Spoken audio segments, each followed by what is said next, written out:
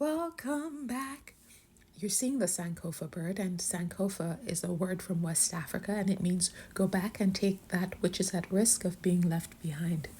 What is at risk of being left behind is our history. So while researching ancestors who escaped slavery in upstate New York, I realized that several people came from Guinea. And I thought, let me find out a little bit about Guinea at the time during enslavement. So I'm going to tell you a little about Guinea, then I'm going to remind you of the ancestors who escaped New York, who came from Guinea, and then we're going to wrap up. The area called Guinea during slavery began at Cape Verde, touched the coast of Angola and the River Congo. It was a big source of enslaved labor for Britain.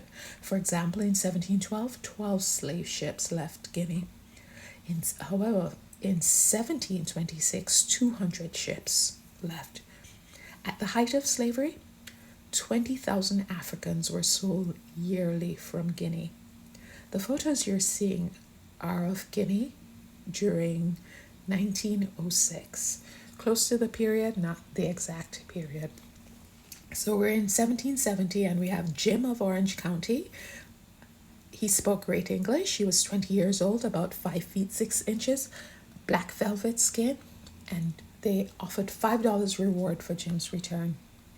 We have Asaf or Africa of Albany County, $8 offered for his return. He was between the ages of 40 to 50.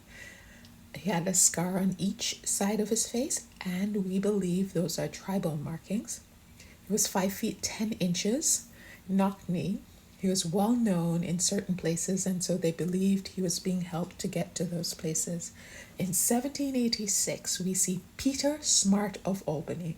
Peter's 36, 5 feet 6 inches. He had thin face, large eyes, full lips. Spoke good English. When he came from Guinea, he lived in North Carolina. Of course, looking at the pictures, we know that North Carolina is more like Guinea than New York is. And so they believe he was trying to get back either to North Carolina or to New York City. Next, we have Samba of Ulster County. $5 was offered for his return. He was about 40. He had ran away before. They caught him at West Windsor. But when they caught him, he ran away again. He was insistent on being free. The final ones we have are Daniel and Adam. Adam is from Guinea. Daniel is not. Daniel is 36 years old, about 5 feet 10 inches tall. He was of mixed race. He stuttered when he spoke.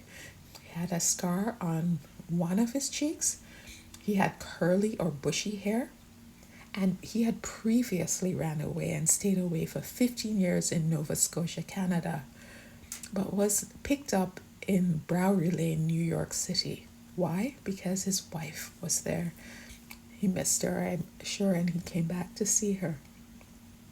He ran away with Adam, who I'm assuming was his friend, and Adam was, of course, from Guinea, 41 years old. He had scars on both cheeks. That seems to be the cultural markings of Guineans at the time. He was 5 feet 6 inches tall. He was literate. He could read. And when he left, he took $30, clothing, and the posters said they believed he was going to share it with Daniel. So that was a sweet moment. Thank you for listening.